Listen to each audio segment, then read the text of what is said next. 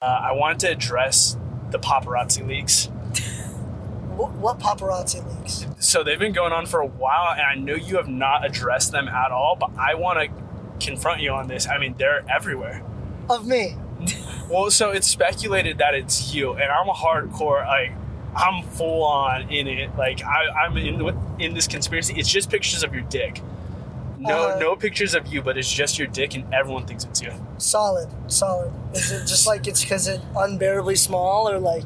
No, it has been described as handsome. Which, that is the running comment on your cock. Wow. And it's everywhere. Like, I feel like I can't go online without seeing that. I mean, maybe it's just like the QAnon forums that I'm on. I'm not gonna confirm nor deny whether these alleged pictures that I have not seen are in fact my penis or not.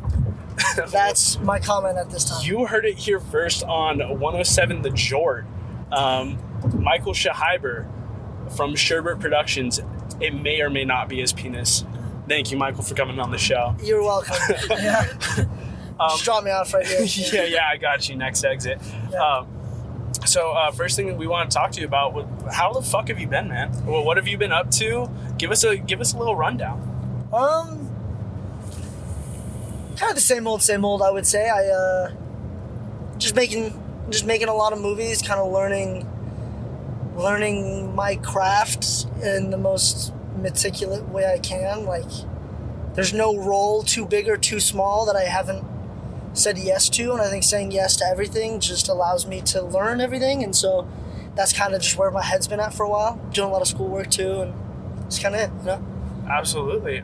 So, I mean, I should ask then, what are projects that you'll say no to? Where is the line? Yeah, where is your, like, can't get involved with this? I mean, I think anything that I read and feels like inherently, I guess, like insensitive. Like, I don't want to be bunched into something that feels like it's being made for the wrong reasons, you know? Like, I don't want to offend anybody. I don't want to.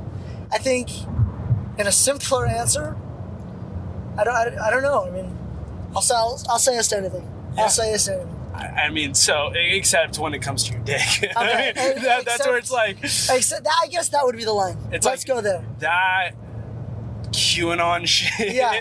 And also, one thing that is on the line that you will do is you'll say the F slur in your films, which is, it's kind of like you have a Clint Eastwood approach to it. Yeah. Where it's like every movie you find a way to just slip it in there. I don't know if I've ever slipped it in there, but, you know...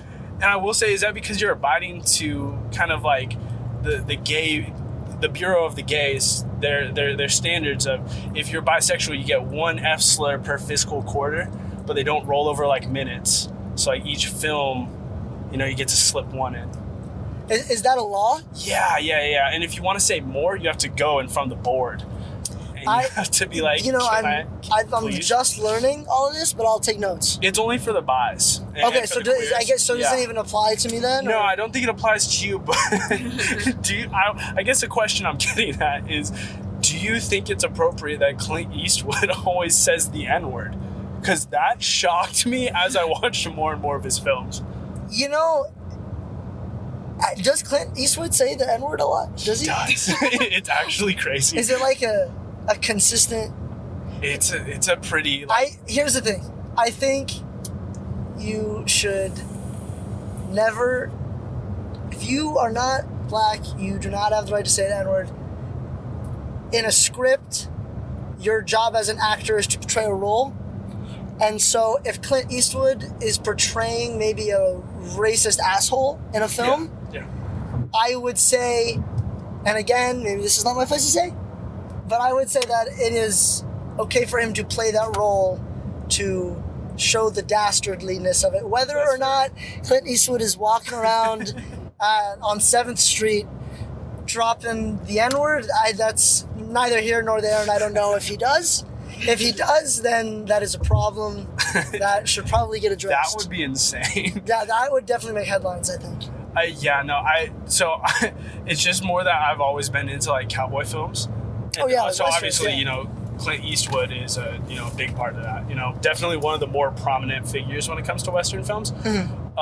So I've just noticed this pattern where he'll sneak it in, and I'm just like, dude, that's crazy. It literally feels like 4 out of 5 films. Well, it's like Tarantino. Tarantino says the N-word a lot in his films, and it's funny because he'll write the script. It's crazy. He'll write the script, and then the white character that says the N-word, it just happens to always be him.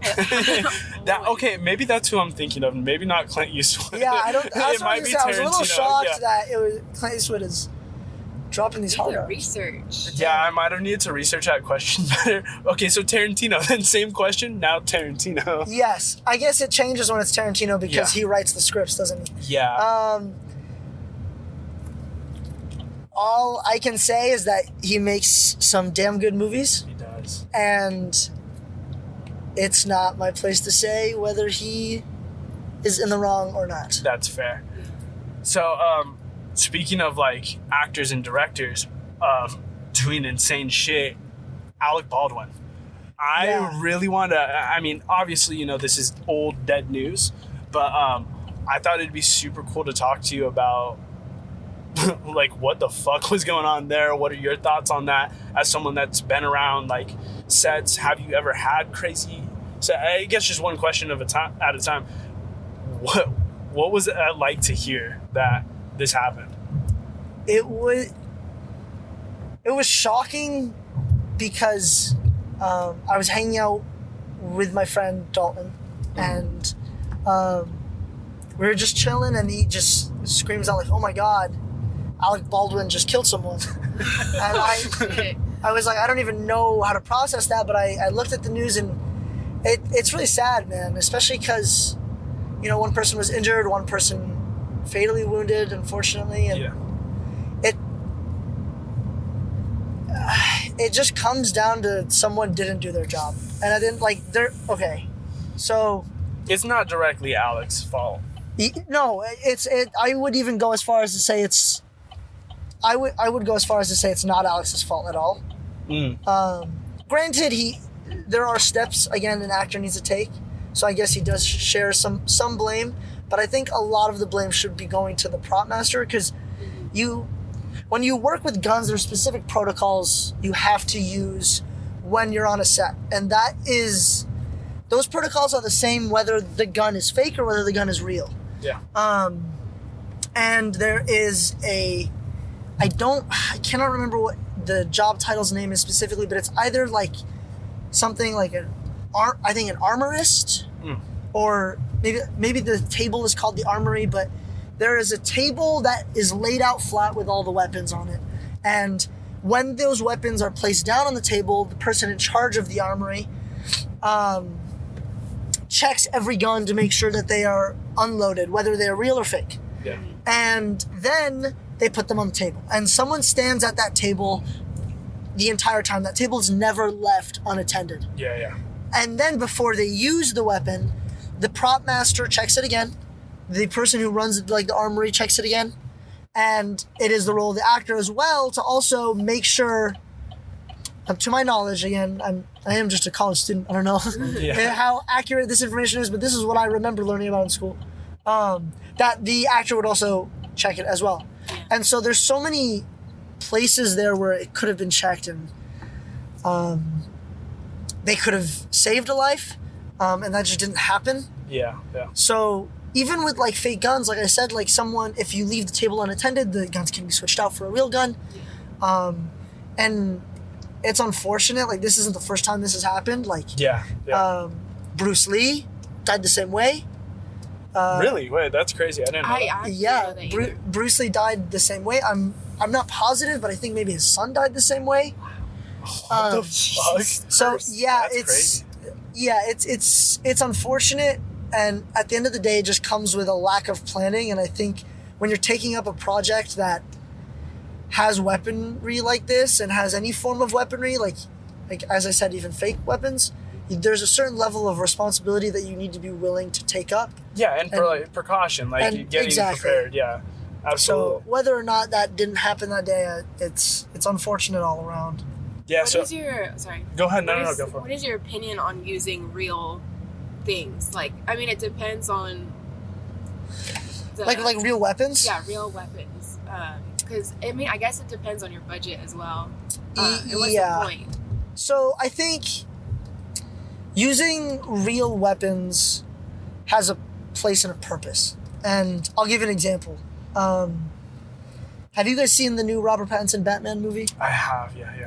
So there's something I really like about that movie is that a lot of it is practical, which means that it's done in camera. Like there's no like computer effects. Yeah. Like that whole car chase scene on the freeway, they did that 100% real. I watched a video on that. Yeah, sick. But yeah, so I love that. And another thing that they did is they used real guns on that set.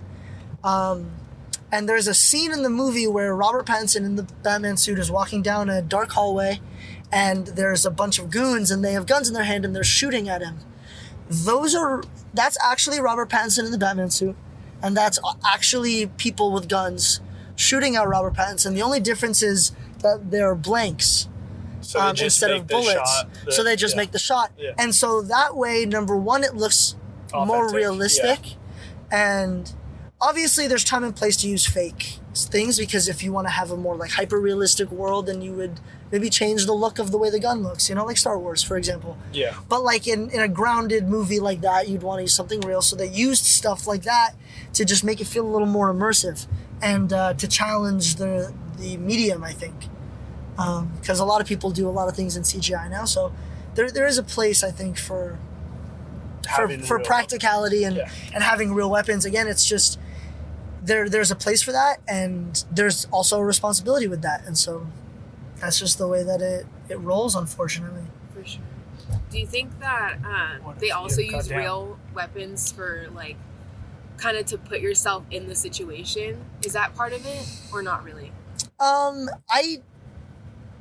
That could definitely be a reason. I don't know if I was a director, if I would do it for that reason, just because props now can be so realistic these days that it all kind of goes in the mix. But definitely using practical stuff helps in general feel the immersion, I think, for the actors as well. So it definitely could be. And like to Michael's example, like the Batman, I think what set aside it when it comes to like an MCU film, which don't get me wrong, great like the MCU, great films. They're always really well put together, but they so heavily use blue screen and green screen, correct? Yeah, 100%. A lot of like, I want to go as far to say like 90% of the shots are all just green screen. I mean, there's some like exceptions, like with like Chun-Li, not Chun-Li, you know what I'm talking about, the one that just came out. Shang-Chi, yeah. Sorry, I knew I was butchering it somehow. That one was actually shot in Japan? There are scenes that take place somewhere in Thailand, I believe, but I'm not too sure. But I mean, to go even further with that, on the Marvel movies, like those movies are run by committees. Like they're not run by like a director per se. Yeah. So they have this formula that really, really works for them, and it's captured a lot of people's attention, and I think that's great. It's inspired a lot of people to like film or enjoy film. But it is a formula. It is very formulaic, that is for sure.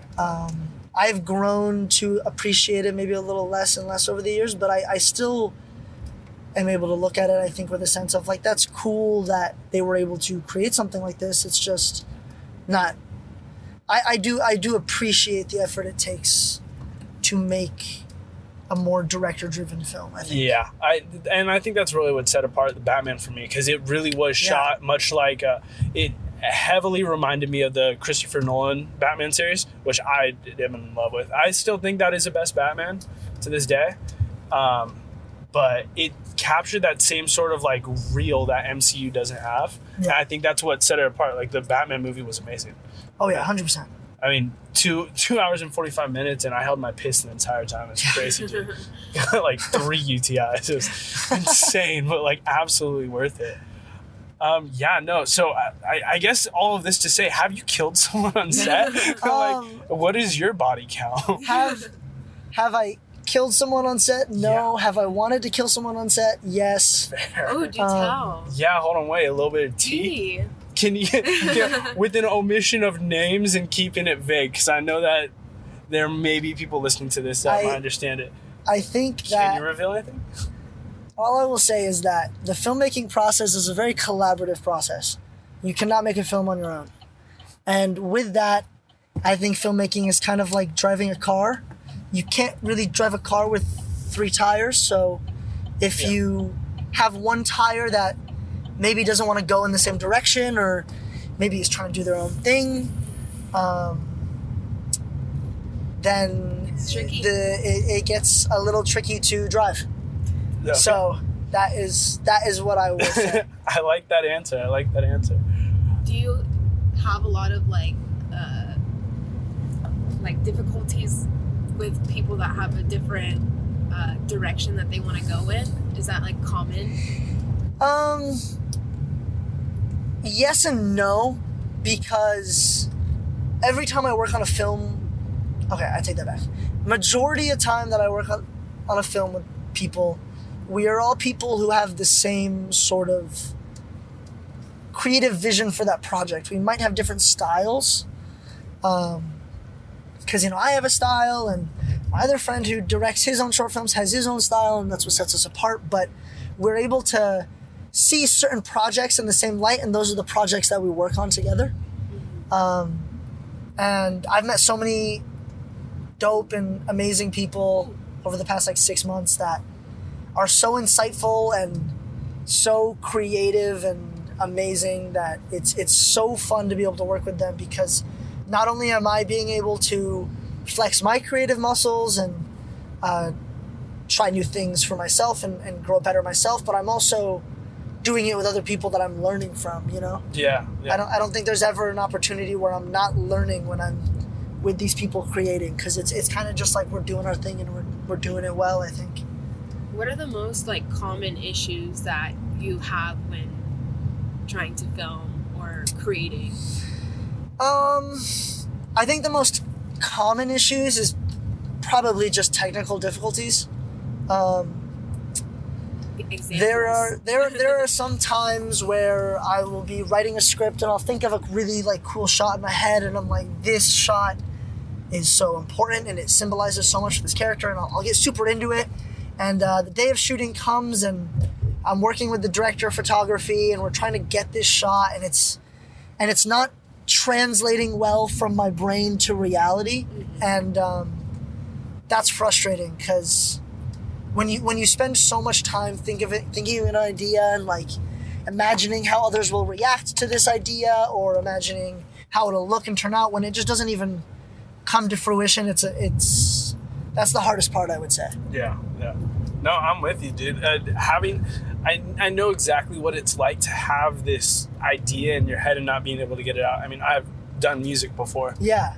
Very much the same thing, where you'll have this envision of a project, or the way a melody sounds, or for your instance, the way a shot looks, and not being able to fully get it out onto actual, when it comes time to do it, to either get that exact shot.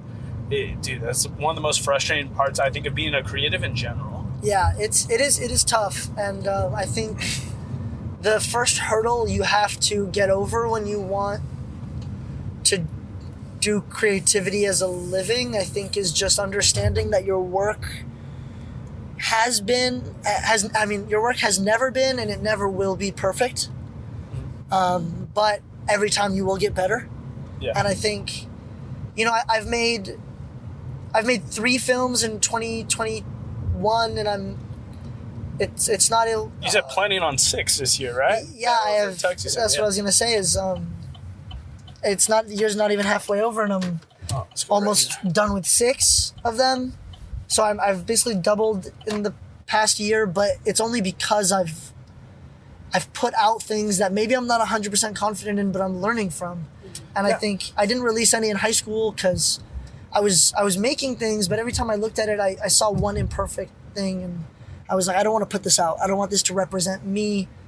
But I think it's good to kind of put out your imperfections, because that's what makes you... That's how you grow and you learn. You get a lot from getting out there and, getting, feedback on of course, how people think of the movie. So actually, I'll transition that. Your first film you released on your channel, Sherbert Productions, which, first of all, we never did an intro. Hello, everyone. Welcome back to Base Nostalgia.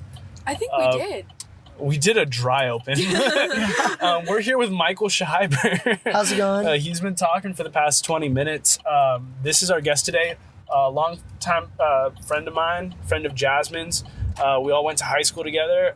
He's a movie producer, director, actor. He's jack of all trades. Yeah. And I mean, I've been super into your work ever since you started doing it, ever since you had all of your small ideas back in high school.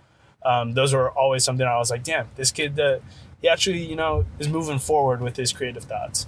And that's why, I wanted to have you on as a first guest. Thank you. I appreciate it. Yeah, no, I love what you've been doing. And so your first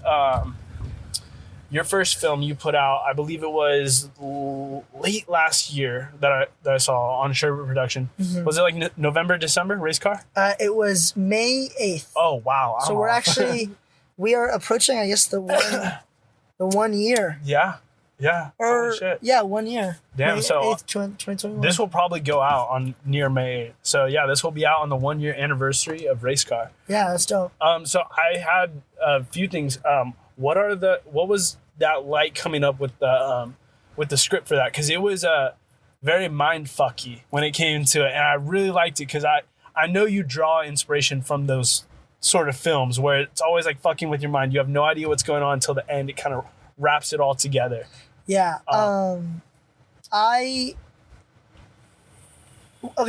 had so Christopher Nolan is one of my favorite directors. Absolutely. I love what he does, and I love the concepts that he tries to bring into new light. Like, he takes a concept and he kind of puts it on his head a little bit. Yeah. So it's a way you've never seen it before, Yeah. And I had been waiting for this movie to come out by him for a very long time, and it was Tenet. Yeah. And it was delayed, and I didn't get to see it in theaters. It was a very high time for COVID, and no one was really sure what was going on with that. But it had got released to DVD, and I was like, I have to watch this movie. I need to inject it in my veins like right away, and I did. And I watched it, and I felt a little Disappointed, let down? a little underwhelmed. Oh, thank you. Okay. By what I had watched. I loved it. I loved the concept, and I loved just how it was presented. I just think that there was room for a little bit here's the thing. I cannot say improvement because the amount of talent that Christopher Nolan has in his pinky exceeds my entire body, but there's things that I would have liked to have done differently. There's an expectation when it comes to Christopher Nolan movies. I mean, because you look at like the grand pieces, like, the Batman series, Interstellar, Inception, all these amazing movies. But Tenet really let me down. I was super disappointed by Tenet. But yeah, I watched that, and I like I said, I liked it, but there was things that I felt like it was missing from it, and so I had kind of just been like, well, I'm not working on anything right now. Let me just see, like, I want to write a time travel movie. That'd be pretty cool. So it kind of pushed me to start thinking of a time travel movie, and I started doing a lot of research into, like, what scientists thought time travel could be like if it existed, and I started reading some cool stuff about that, and I started getting into like time loops, and I was like, that'd be so trippy if I could kind of do like a time loop scenario. And I just started watching a bunch of time travel movies, man, and I just really, really enjoyed it. And I was like, well, I have to do it. And I wrote something kind of simple, and I expanded upon it a little bit, and I asked my friend Dalton to be in it. We filmed it in my friend Dalton and Malcolm, actually. Us three, and with a little bit more help, we filmed it in about 3 days, and I just put it out. I thought it was really cool. I really like the concept. However, I did have some criticism for it. Okay, much like Tenet, where I did feel, I will say, I felt more disappointed by Tenet. Fair enough. But there was one big, like, part of that film in specific, your film, in Race Car, that I felt was missing, and that's just a lack of going back in time and sucking your own dick. Like, what's up with leaving that out? All right, fair enough. So, it's funny that you mentioned that. It's funny that you mentioned that because that was actually included in the first draft. Let's go, dude. But due to like budget restraints and like legal obligations Prosthetic and like dicks, yeah. like I wasn't sure how viable of an option that was, and so you couldn't reveal your own cock. I mean, as we know. obviously, because don't want that getting leaked. And Dalton was really disappointed, but I promised him if I ever make a race car 2 that concept will definitely be involved. You'll find him the body double. In some way, shape, or form. Get it done. Exactly. Get involved. Hell yeah. There you go. Yeah, no, so there was one, well, actually a few shots in that, and then also in your second film that I watched, which was Decision Day. Yeah. There's these shots that you have Dalton in the same frame. He's in both of those movies. He's starring in both of them. But there's multiple Daltons in frame. That has always been a shot that has boggled my mind on how they do it. I'm sure there's like the secret jujitsu behind it, and it's definitely got to be something with editing, I imagine, in post. But how the fuck do you get that shot? Because that's blown my mind. It's actually, I like that concept of a double so much because it's really cool, but it's also like ridiculously easy to get. Is it really? It's actually, yeah, it's like a known thing in the industry that like this is like free brownie points if you want to like impress somebody on a really low budget. Damn, so I'm like the nubile level of amazement. I guess you could put it that way, but it's really easy. You set up the camera and you don't let it move. Yeah. Like you set it up on a tripod and you film your actor doing one thing on the right side of the screen, and then you have him go to the left side of the screen and do something different, and then you have him step out of the screen entirely so it's just the background, and then you kind of just put all three on top of each other and then just cut it out a little bit. That is fucking insane. Yeah, I thought it'd be more complex than that. That's crazy, it is. It's pretty easy actually. That's why I do love it a lot though. It is in Decision Day. It's in race car, and I was gonna put it in this new one that I'm filming this summer, but I changed that. So I'm excited for that one. But yeah. Yeah. So speak a little bit to what Sherbert Productions is, because that is your production company. I didn't know where that name came from. But I like it. I like it a lot. Yeah. So in middle school, you know, my last name is Sherbert, and that's kind of hard for people to pronounce. And like super early on in middle school, I think like 6th grade, maybe end of 5th grade, honestly. So elementary school. I was just tired of people messing up my name. And so I had said like, you know what, like, when I had made my Instagram, I was like, I'm not gonna do Sherbert because no one in their God-given mind will be able to spell that to like find my Instagram. Yeah. So I put my name as Michael Sherbert to like make it easier for people to find. And then after a while, I realized that is really dumb, and I probably should just put my actual name. And so I did that. But since then, when I was making movies, I was just like, I need something super catchy and super cool, and I remember Sherbert, and I like it.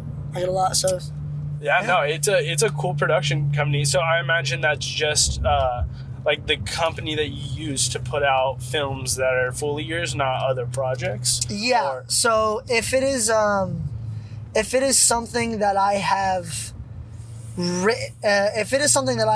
written and directed, it will be under Sherbert Productions.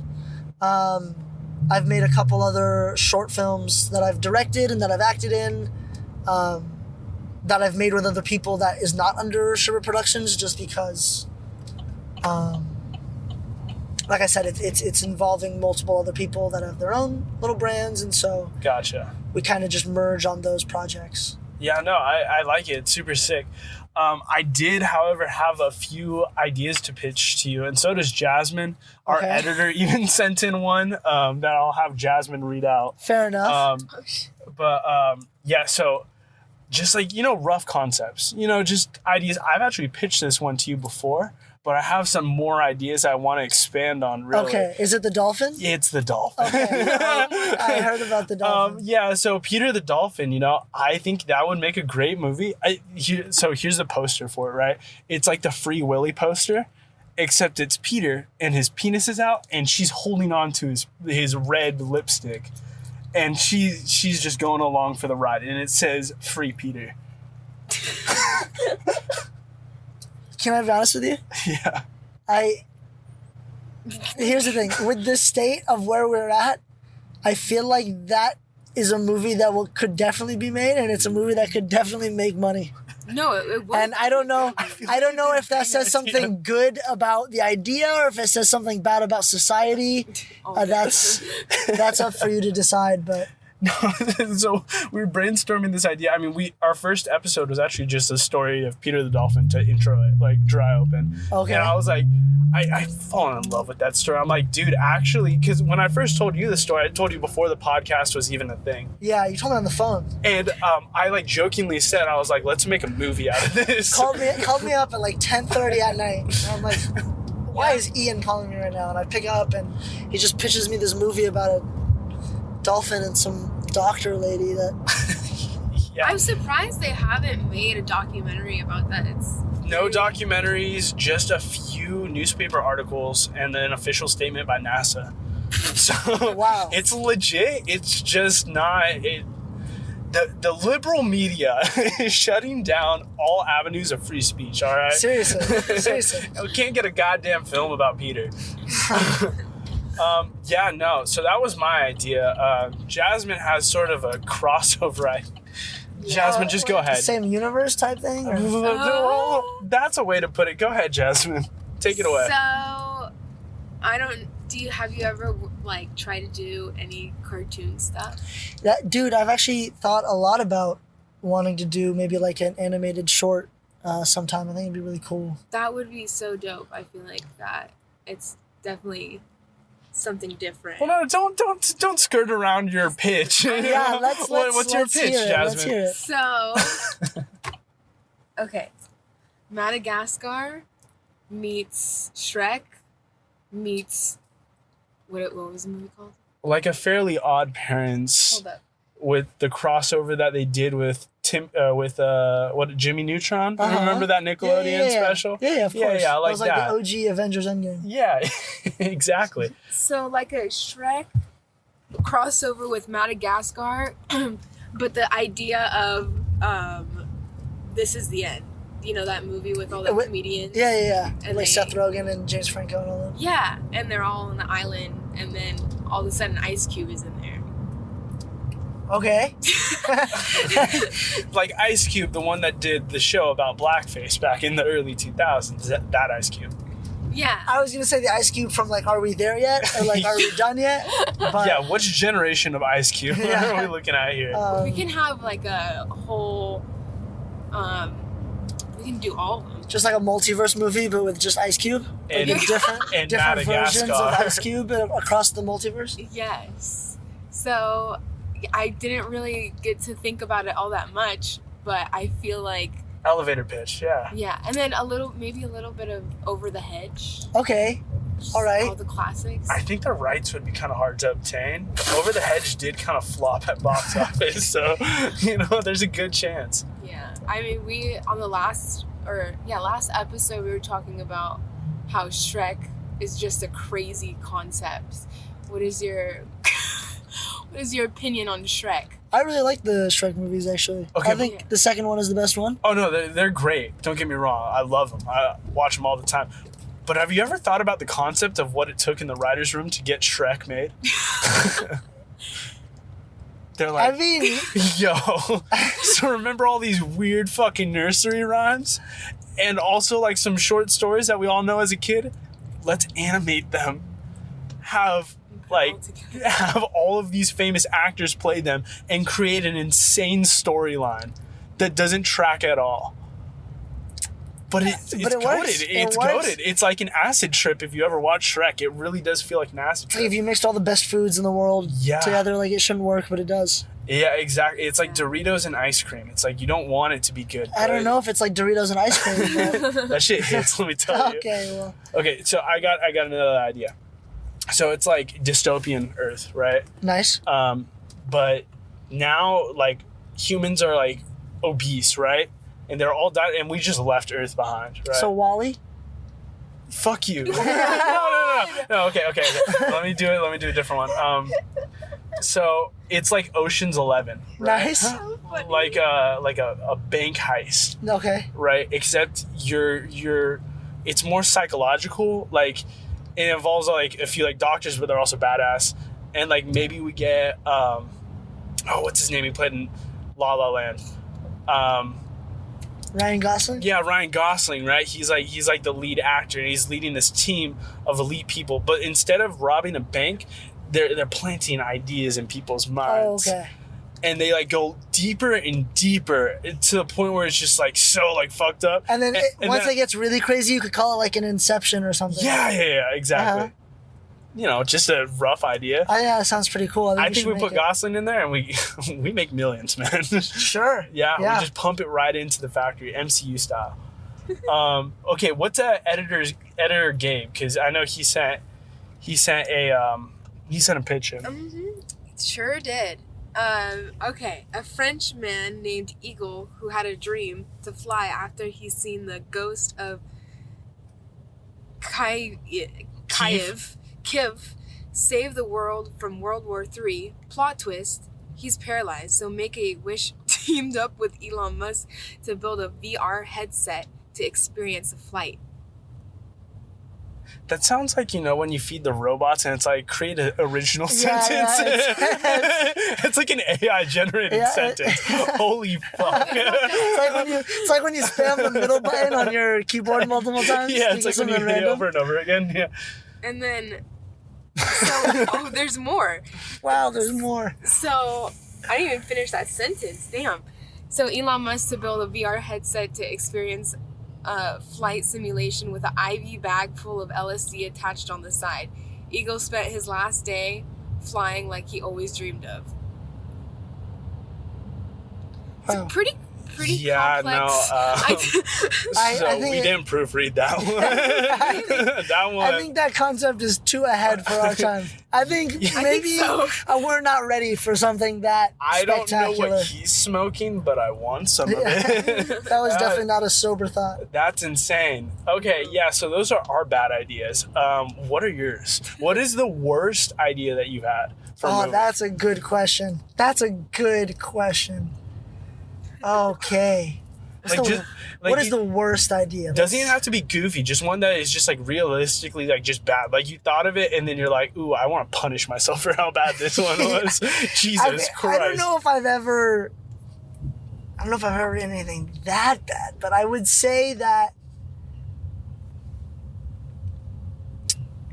Oh, God, there's just like so many that are coming to my head right now that are kind of just like, I don't want anyone to know that was an idea that came from my brain. Well, it's a reason why it's bad, Exactly. This is now your reflection. You get to look back on how atrocious your own dick-sucking script that you had to cut out of films. I wanted to make this really weird avant-garde film about cavemen. But like the whole movie they never spoke any English. So like, but there was like so it was like a foreign film, but like a foreign film that no one would like understand. But it was like, it would be so avant-garde and weird that like that concept would carry it.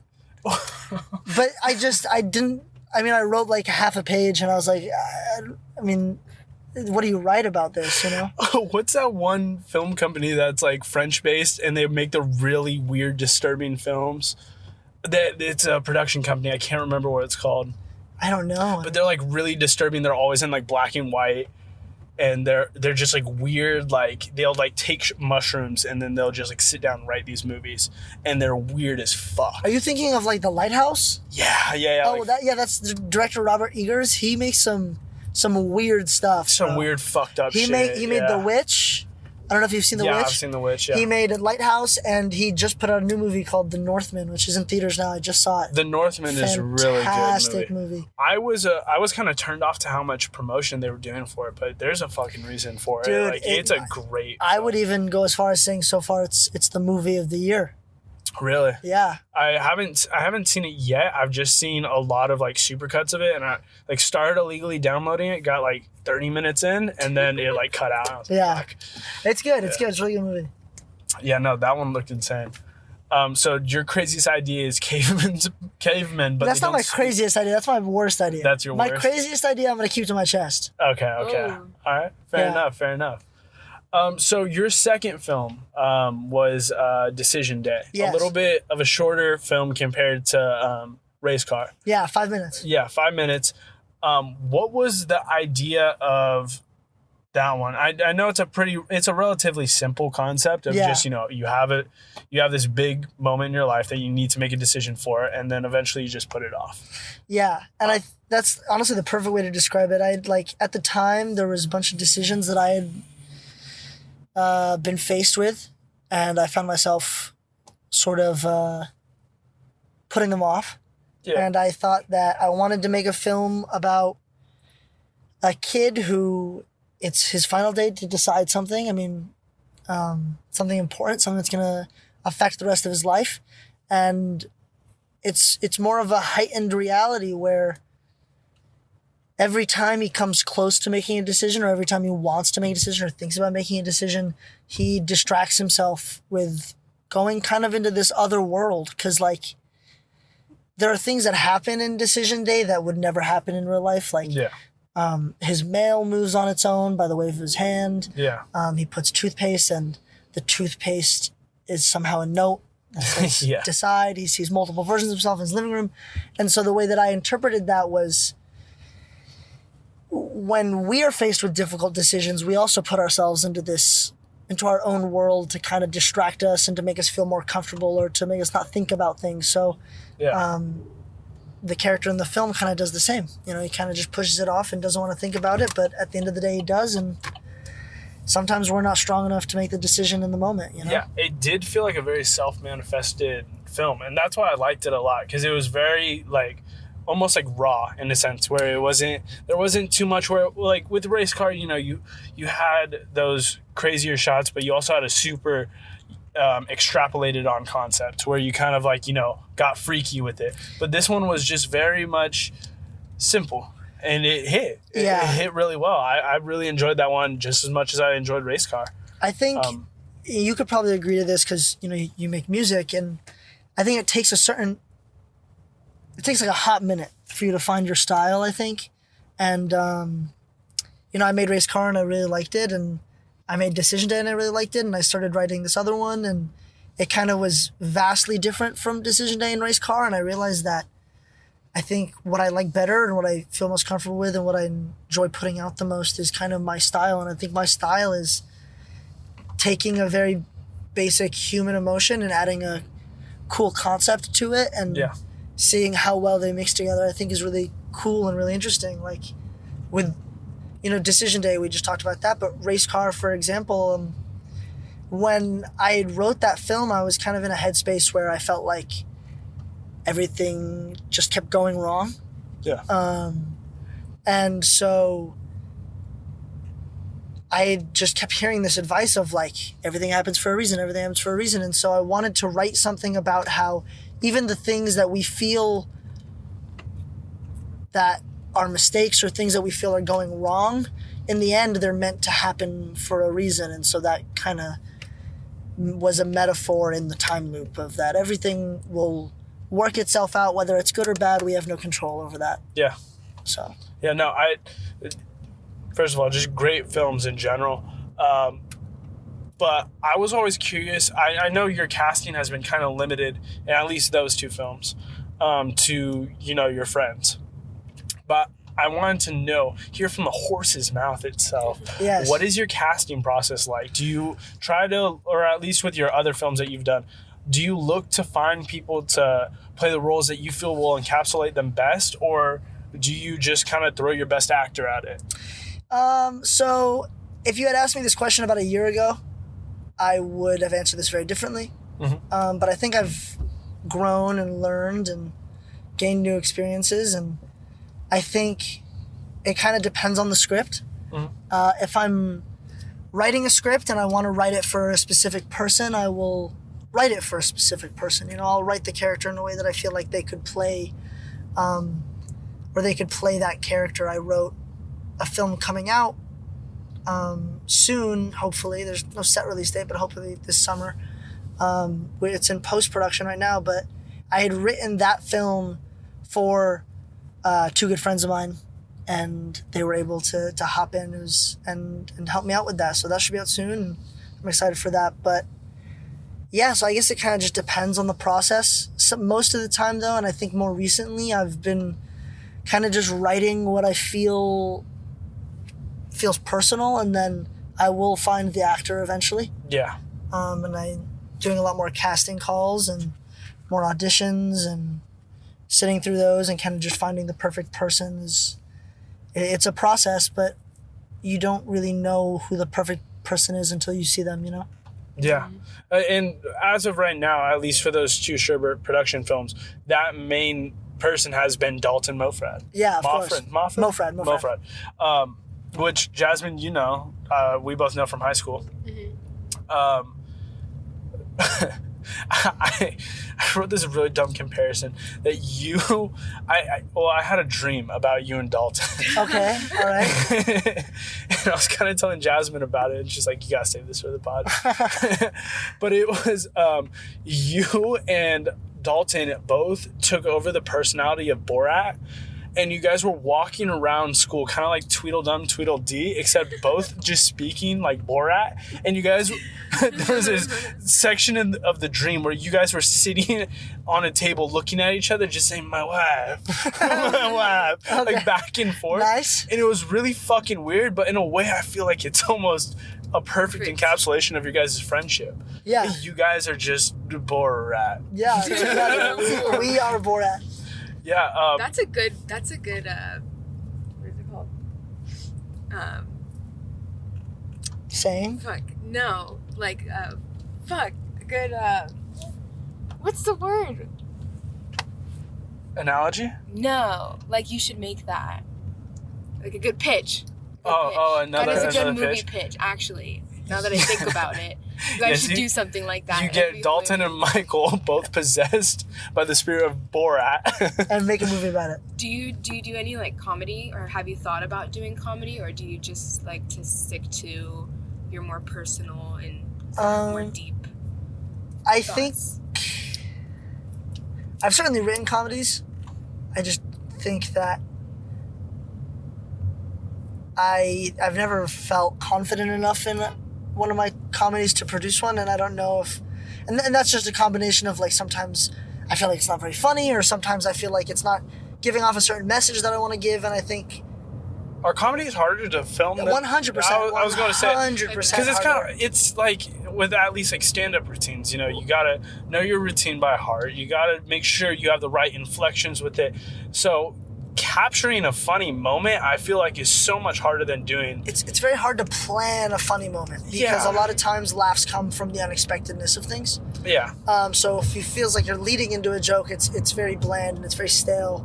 It's tough, yeah. And I feel like comedy is really, especially, I mean, the whole era of Seth Rogen, Jonah Hill, James Franco, all those movies, I feel like they're now ironically good because of how dog shit the comedy is. It is like Pineapple Express, I think, is the encapsulation of just bottom tier humor that is funny because of how bad it is.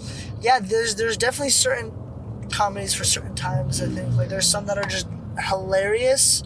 Yeah. There's some that are hilarious unintentionally. Yeah, and so in my eyes, filming a comedy that would be something like, at least a good one would be 20 times harder than making some nuanced film where you try to pitch a new character emotion, you know? You extrapolate on that. It's hard because it's harder to write a comedy than it is to write a drama, but it is harder to film a drama than it is a comedy. Oh, yes. That's a good way to think about it. Because a comedy, you need wit in the writing, and that's hard to get. In a drama, you light it differently, you execute things differently. You're also conveying different emotions. When you're doing a comedy, a lot of the emotions come through the dialogue. And so when you're doing a drama, a lot of the emotions have to come through the visuals. I think, at least. Yeah. Of course, there's always going to be sad dialogue that it's going to make you cry, but I think a lot of that has to do with the atmosphere. So when you're making a drama, you have to set the atmosphere for drama, and you have to set an atmosphere for a comedy. I like that way of looking at it. So you're, actually, I'll lead into this. What made you want to become a movie director, producer, head of photography? Like, what made you want to go in that direction? Because back in high school, I knew that you were really into acting. You did it really well. I worked on a few projects with you in high school, doing plays and stuff like that. Seeing you work, it was really fun. You seemed in your element. But what was that moment for you where you were like, this is what I want to do? Like, was there some sort of inspiration behind that? Kind of. I think, I've always been into movies because my mom's always showed me a lot of movies. She's a very big movie person. Yeah. And then my favorite movie of all time is Spider-Man 2 by Tobey my Maguire. favorite director. Yeah, it's starring Tobey Maguire. Favorite director, Sam Raimi. You changed my mind on that film, by the way. Yeah, it's We had a conversation. I was pretty hard set that film was dog shit, but I have come to love it because of our DM conversation. Yeah, I really enjoy it, and when I was a kid, I would play the DVD, and I would see every ounce of the special features and stuff like that, and I came across a director's commentary, and a director's commentary is kind of just they'll play the movie with low audio, and instead the director and a guest of his choice will talk over the movie, talking about, if they see something remember when we filmed this, and da. So I would listen to a lot of his director commentaries on films and stuff, and it really got me into it, and I was just like, I have to do this. This has to be the thing that I do. Yeah. Push me down that path, I guess. That's really cool. That's actually super cool. I never knew it came from Spider-Man 2. Because I always saw, even in the way that you acted, I always saw you being a big actor. I genuinely did. I was like, this guy gets pussy and he knows how to fake cry. Dude, he could go places. I really like acting. I think it's fun to be someone else for a little bit and be able to tell a story through another lens. Yeah. So it's really fun. So, jack of all trades, Michael Shahiber here. I have one actual film pitch for you. Okay. And less of a film, but more of a collaboration that our team would like to do with you. Okay. This is news to Jasmine. I think I told her once, but this is kind of new, but I really do love this idea. Kind of as a skit, like an ad that we can put up on TikTok and YouTube, that sort of thing. I've been obsessed with the idea of doing a skit with my friends. So let me give you my elevator pitch for this. Okay, go for it. So it opens up, me and Anthony are driving in the car. Kind of like an impromptu, it's the behind us, we got a good shot from behind us, good shot from in front of us, and we're discussing how lesbians have sex. And how we think that guys have a real dumb approach to it, and what they think. And as we're saying our thoughts, I say to Anthony, I was like, yeah, all men think, lesbians do is they look at each other with a dildo in one hand and a pocket pussy in another. And they just mash them and, they just keep on going. And then it cuts to a scene of Jasmine just doing that. So as we're saying our ideas on how lesbians have sex, it's also being portrayed by Jasmine. And then we go through a few different variations of that. And then at the end, we're like, oh, but yeah, we definitely know how lesbians have sex. And then it cuts to our own fucked up version of how lesbians have sex. Okay. End That's cut. a lot. Yeah. But I love the idea of you looking in a mirror, mashing a pocket pussy and a dildo together. Why do you like that idea? Because I think it's really funny to do that. I think that is a bit of humor that I don't know if we can. I think we can do it. I think we can do it. Speechless. I'm speechless. And I'd love for you to direct this and have your name on it. I don't think. If I directed this, we will be using an alias. We can workshop it. We can workshop it. Yeah, let's scrap the whole thing and start again. Yeah, well, I definitely do want to end up doing a skit with you, directed by you. Definitely something more comedy driven. But yeah, no. But for right now, let's kind of wrap it up and have you kind of talk about your future projects that are coming out. and where people can watch them. Because I know a lot of people, at least people that I've talked to from high school, didn't have any idea that you were doing films. Yeah. And so I've pointed a few people to where they can find you before. But yeah, no, if you want to kind of close it out here, tell us about your projects. All right. Well, I've been doing a lot of cool work. I've been acting in a couple things. Got a new short film that I acted in called Young Boy, was just released about a month ago. That's on YouTube. It's on Matt Chi Films, the channel. I'm doing another acting. I'm acting in another short film called Hidden Above. That should be out soon, and I'm not sure where that will be, but it'll be on my Instagram.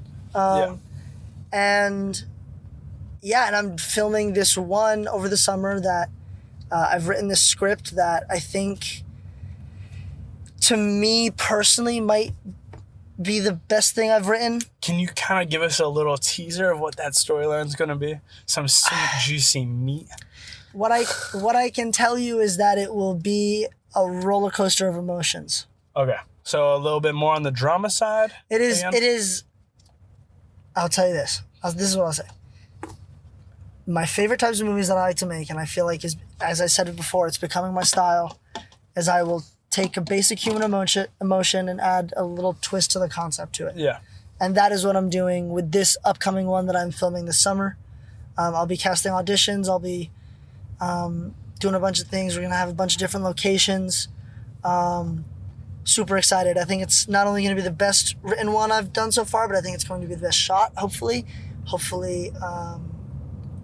It's just going to be great. I'm really excited for that. And that also will be on the Sherbert Productions YouTube channel. Are you planning on submitting any of these to any film festivals? Have you thought about that? I would submit this upcoming one to a film. Okay. I am going to.